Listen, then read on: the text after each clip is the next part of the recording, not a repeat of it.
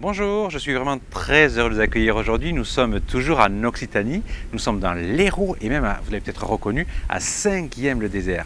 C'est un magnifique village que je vous propose de retrouver aujourd'hui avec Aude-Lise qui va nous faire visiter, nous raconter tous ses petits secrets. On n'a plus qu'à s'envoler, alors on y va.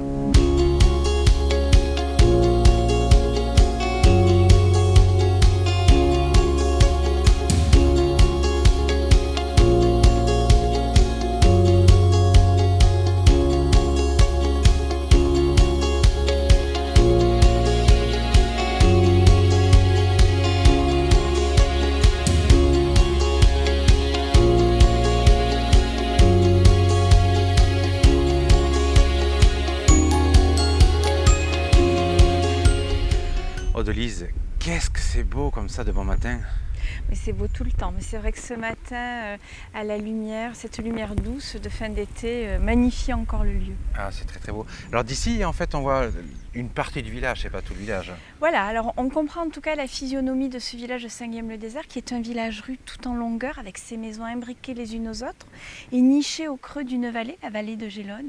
Et au cœur de ce village, eh bien, l'abbaye de Gélone, notre trésor. D'accord, donc vous avez répondu à ma question. Gélone, c'est le nom de la... C'est le nom de la vallée. De la vallée, d'accord. C'est une rivière à l'origine ou c'est une Alors ruisseau? non, il y a un petit ruisseau qui draine cette vallée de Gélone, qui s'appelle lui le ruisseau Verdus. D'accord, d'accord. Ça c'est joli aussi. Verdoyant, Poétique, poétique, voilà, c'est ça. poétique. C'est très très beau tous ces toits en fait en tuile canal. C'est vraiment une homogénéité. Oh, je sais pas le dire. C'est un ensemble qui est homogène. Complètement, C'est complètement. très beau. Et c'est ce qui fait le charme, je crois, du lieu. Hein, voilà. Et ce qui est très très joli d'ici, c'est qu'on a presque l'impression d'avoir devant nous un village de crèche. Un C'est village vrai. miniature, une maquette, tellement tout est à la bonne place. Oui. C'est vrai, tout est harmonieux. C'est vrai que vous avez raison. C'est super beau.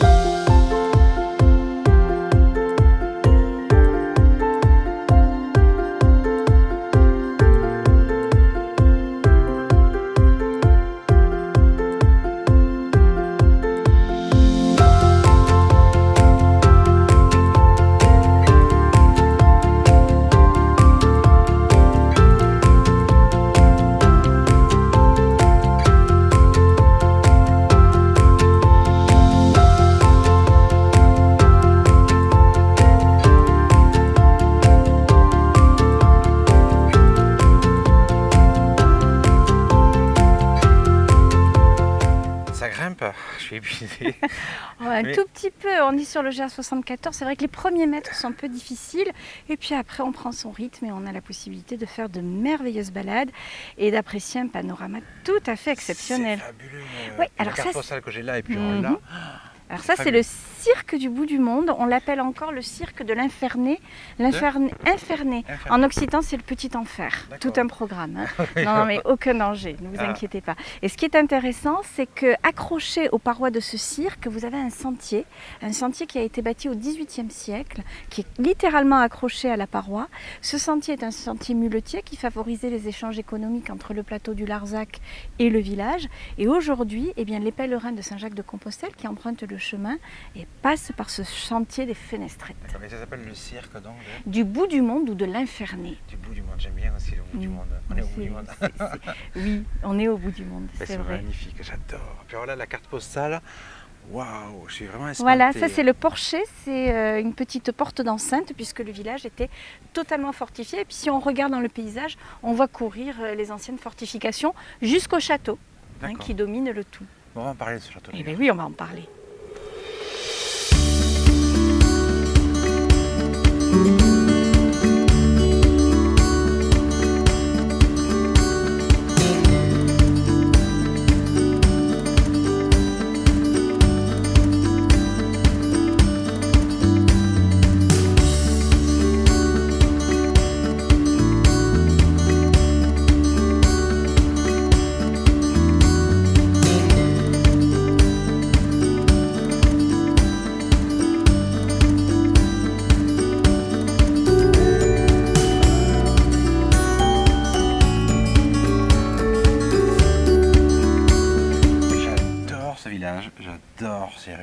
plus là c'est calme, c'est reposant, c'est super. Bah, pardon, vous devez vous régaler. Mais oui, je me régale.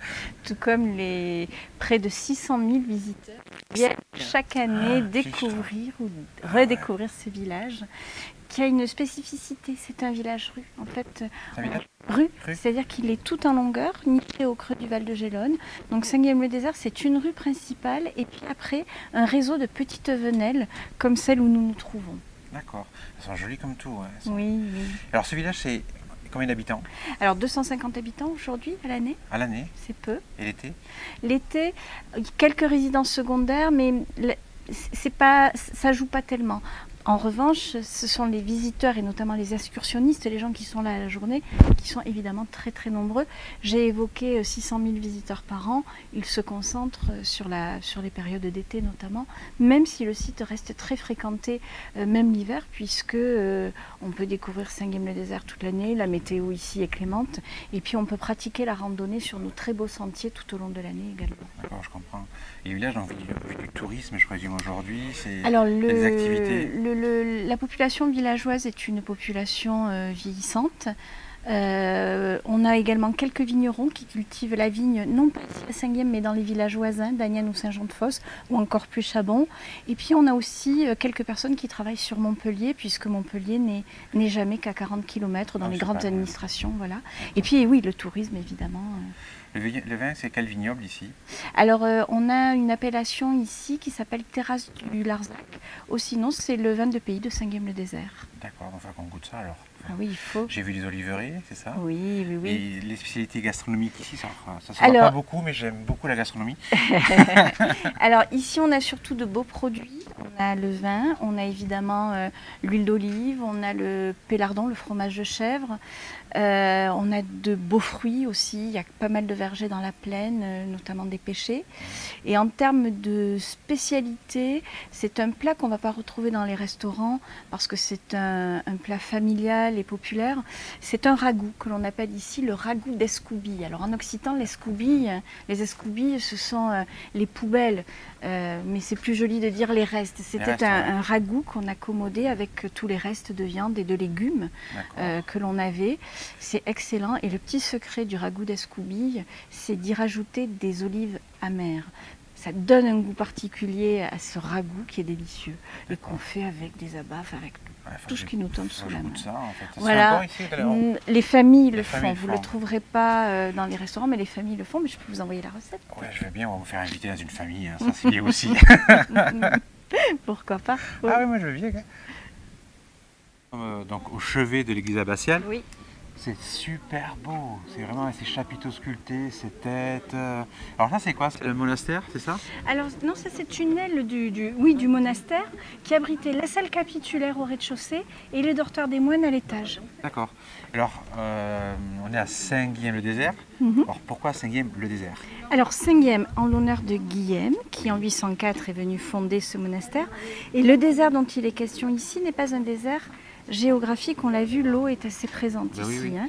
Le désert en question est plutôt un désert spirituel qui fait référence à ces tout premiers moines qui au 4e et 5e siècle étaient partis en Égypte ou ailleurs pour se consacrer à Dieu.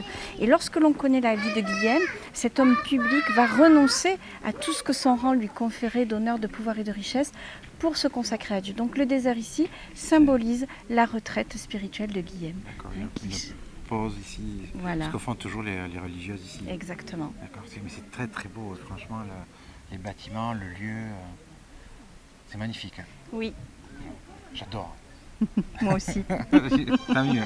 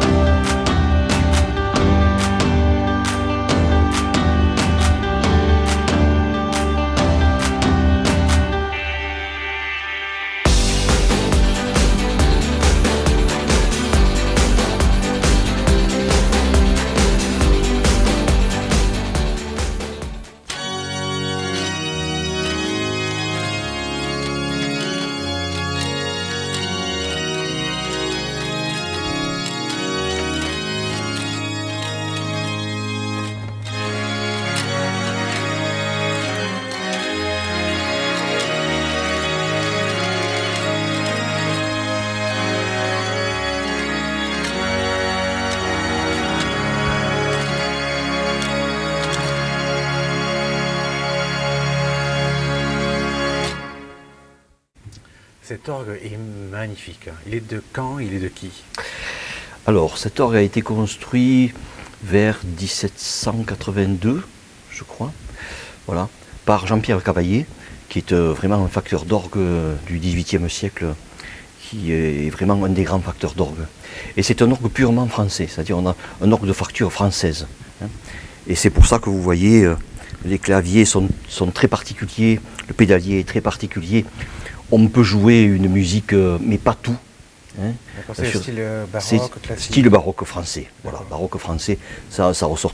Le tempérament est très particulier, le diapason est à 415, alors que le diapason normal est à 440, c'est-à-dire c'est un diapason relativement bas, donc tout ça fait que ça lui donne un caractère vraiment particulier. D'accord, j'imagine. Et puis on en joue, vous les en jouez tous les dimanches, c'est ça?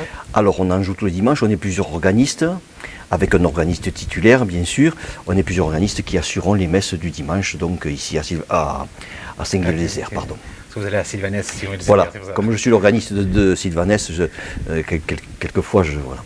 D'accord, en tout cas, il est vraiment splendide. Il a été restauré, je présume. Il a eu plusieurs restaurations. Alors, il y a des restaurations qui ont bien réussi, d'autres qui le sont moins. Mais une chose qu'il faut bien dire, c'est que maintenant, on a vraiment un facteur d'orgue qui s'appelle Monsieur Formantelli, qui est un des plus grands facteurs d'orgue que je connaisse. Et là, il est vraiment en de bonnes mains. Il y a beaucoup de travail encore à faire. Mais déjà, on a un instrument qui sonne très bien. Pour terminer, combien de tuyaux d'orgue on sait? Oh, il faut compter, vous voyez, il faut compter le nombre de tuyaux, je ne sais pas, 2000 ou 3000, je ne sais pas exactement, parce que vous avez des jeux en fait où il n'y a qu'un seul tuyau qui joue, et des jeux par exemple comme le plein jeu ou le semi, où vous avez plusieurs tuyaux qui jouent. Donc il faut multiplier, mais enfin, bon voilà. Je ne pense pas qu'on puisse dire qu'un orgue est beau parce qu'il a beaucoup de tuyaux. Ah oui, oui. Un orgue est beau parce qu'il est vraiment il est particulier. De toute façon, tous les orgues sont particuliers. Hein. Il n'y a aucun orgue qui se ressemble. Hein. Oui, dans la médiocrité peut-être, mais bon, mais voilà. Mais sinon, voilà. Bon, ben, merci beaucoup. On va écouter le son déjà. Voilà. Merci beaucoup. Je vous en prie.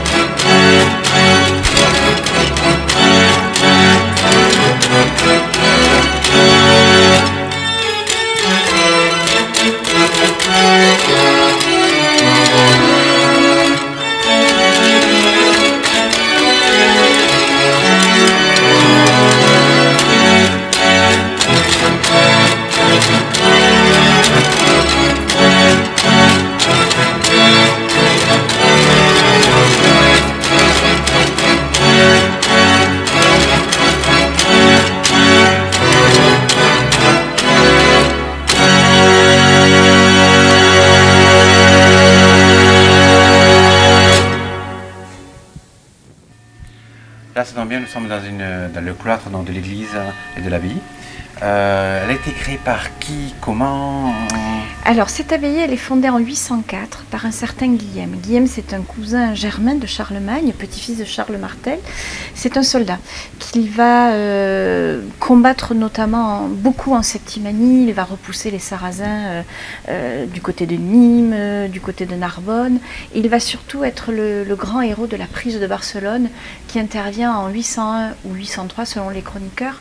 Prise de Barcelone qui va être importante parce qu'elle va permettre à Charlemagne de contrôler les Pyrénées, qui deviennent ainsi un sas de protection entre les frontières de son empire et l'Espagne musulmane. Voilà.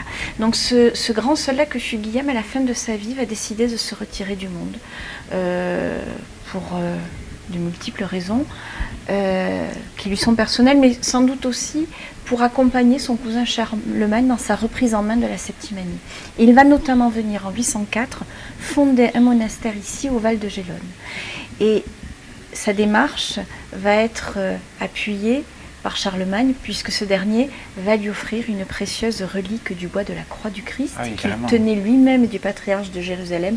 Et bien évidemment, cette relique va assurer le succès de ce monastère, qui va dès l'origine attirer de nombreux pèlerins, puis à partir du XIIe siècle, notamment les pèlerins de Saint-Jacques de Compostelle, tant et si bien qu'au XIe siècle, on va décider ici de construire une abbaye plus vaste, plus au goût du jour.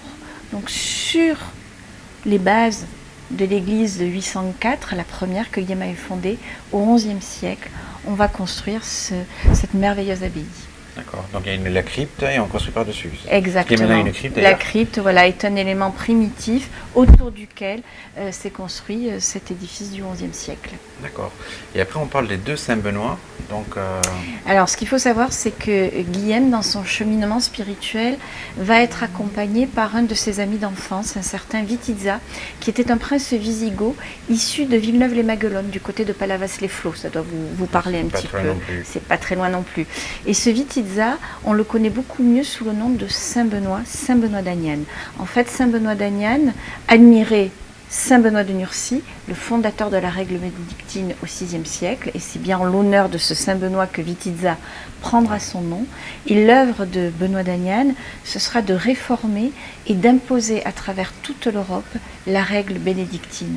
Et ce grand religieux que fut Benoît, va guider Guillaume dans son cheminement. D'ailleurs, Guillaume va choisir la vallée de Gélone parce qu'elle est à proximité d'Agnan, où, dès 782, Vitizza, devenu Saint-Benoît, avait fondé un premier monastère. Et ce qui est très, très intéressant, c'est que ces deux monastères sont très proches, 6 km seulement. Mais ils sont séparés par le fleuve Hérault, qui coule entre les deux monastères. Fleuve Hérault, le long duquel était implantée une voie de communication. Et on comprend bien que ces deux hommes, en fondant leur monastère de part et d'autre du fleuve, sur chaque rive du fleuve, ont une intention. Cette intention, eh bien, c'est de contrôler les territoires, et ces monastères, on sans doute, représenteront l'autorité de Charlemagne ici en Septimanie et participeront à la reprise en main des populations. D'accord. C'est très très bon en tout cas, c'est magnifique avec ces vestiges de fresques. Avec, oui, il y en a quelques-unes qui subsistent, et il faut imaginer que l'ensemble de l'église et même des galeries du cloître étaient décorées. Et on a aujourd'hui perdu cette dimension décorative et surtout chromatique. D'accord. Donc, il y a toujours une présence religieuse ici. Oui. Il y a toujours des carmélites. C'est ça. Donc je vais aller les rencontrer. Oui. On va faire une petite pause.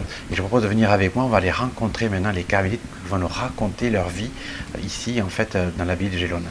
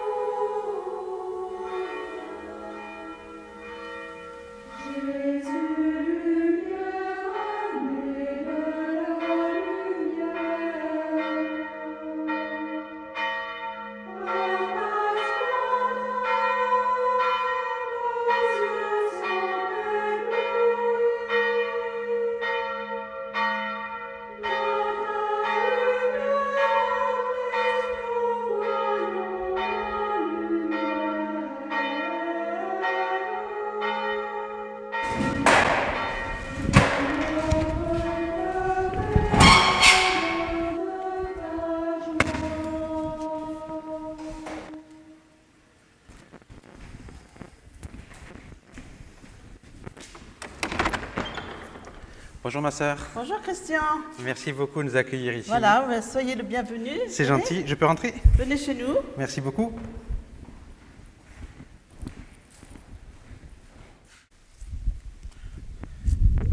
Voilà, un petit coin tranquille. Très agréable.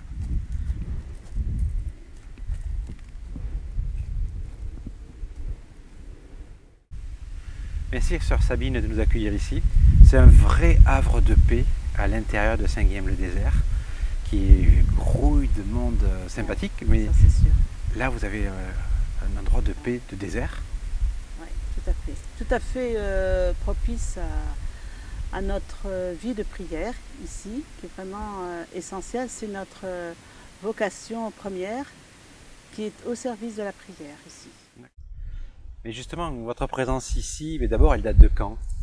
Alors notre présence ici date depuis 1978, donc nous avons fêté il y a 2 ans nos 40 ans de présence ici, et c'est surtout à la demande du Père Alzieux. On doit beaucoup à ce curé qui célébrait ici et qui habitait ici dans ce lieu, et il a cherché pendant des années et des années une communauté de prière qui réponde à cette vocation, en même temps contemplative et en même temps avec une fenêtre ouverte sur l'extérieur pour l'accueil des personnes qui passent, des pèlerins. Donc ça correspond tout à fait à notre vocation, qui est en même temps une vie de prière contemplative, avec un accent, justement, un regard sur l'extérieur, sur le monde, et qui permet d'avoir cette présence au monde très importante. Et il y a un va-et-vient dans notre prière. C'est chouette. En fait, vous êtes des religieuses carmélites, c'est Oui. ça? Donc, on connaît les carmélites cloîtrées, les contemplatives à 100%. Quelle est la différence avec votre branche et votre... parce que vous êtes toujours de l'ordre des carmélites. C'est sûr qu'il y a une ressemblance et une différence, bien sûr. Hein. Nous ne sommes pas cloîtrés déjà. Nous sommes donc des carmélites de Saint-Joseph, pour nous différencier vraiment du carmel cloîtré. D'accord. Et nous avons donc la même spiritualité que les carmélites cloîtrés, avec les grands saints du Carmel, Sainte Thérèse d'Avila, Sainte Thérèse de l'Enfant Jésus. Vous avez Saint Jean de la Croix Oui. et Sainte Thérèse de l'Enfant Jésus. Voilà, ce sont les grands maîtres spirituels de notre vie de prière. Et nous avons donc un autre volet, qui est plutôt ouvert sur le monde. Voilà. Et nous avons un travail à mi-temps, avec un engagement tout à fait social, dans l'éducation, dans la santé, voilà. Ce qui vous permet d'avoir votre vie contemplative et liturgique aussi. Voilà, contemplative. On se dit contemplative et missionnaire. D'accord. Ce sont les deux pôles de notre vie. Et mi-temps aussi, parce qu'aucune de vous n'est à la retraite, donc il faut également travailler. Exactement. Donc j'ai une de mes sœurs qui est par exemple kiné. Donc elle exerce dans les villages environnants. Voilà. Et donc j'ai des sœurs qui sont pas ici, mais qui sont professeurs, qui sont infirmières, qui sont assistantes sociales. Et toujours tourné vers les autres. Qui s'occupent de l'éducation, voilà, et les cultures, puisque nous sommes aussi implantés en Afrique, nous sommes implantés à Madagascar, au Vietnam, et ici nous avons une sœur vietnamienne et une sœur malgache. D'accord. On les a aperçus ce matin au Lode. Oui. Un office très très beau, très Oui, brillant, vous avez apprécié. avec des voix, mais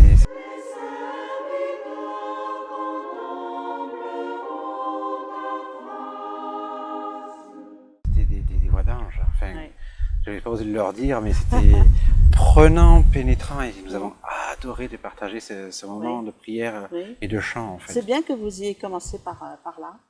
Merci beaucoup, ma sœur. Je vous en prie, avec plaisir. Merci beaucoup de nous avoir permis de rentrer ici avec vous et de nous avoir consacré ces quelques minutes à découvrir votre vie, votre spiritualité que je ne connaissais pas. Merci mille fois encore. On vous souhaite bonne continuation, bonne route aussi sur ce chemin. C'est gentil, merci beaucoup. Et puis à très bientôt, qui sait? Ben oui, pourquoi pas. Merci beaucoup encore.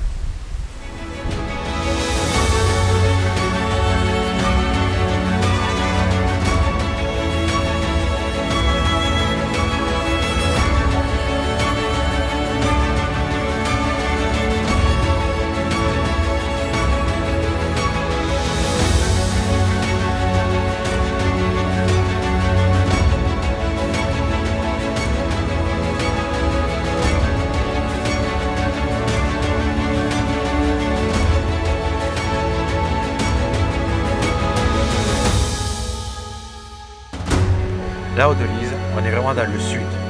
La grande place, les terrasses, le soleil, il manque bon, les cigales. Et oui, mais la fontaine, Ah oui, et la puis, fontaine. et puis l'ombre. C'est vrai. L'ombre grâce à ce géant.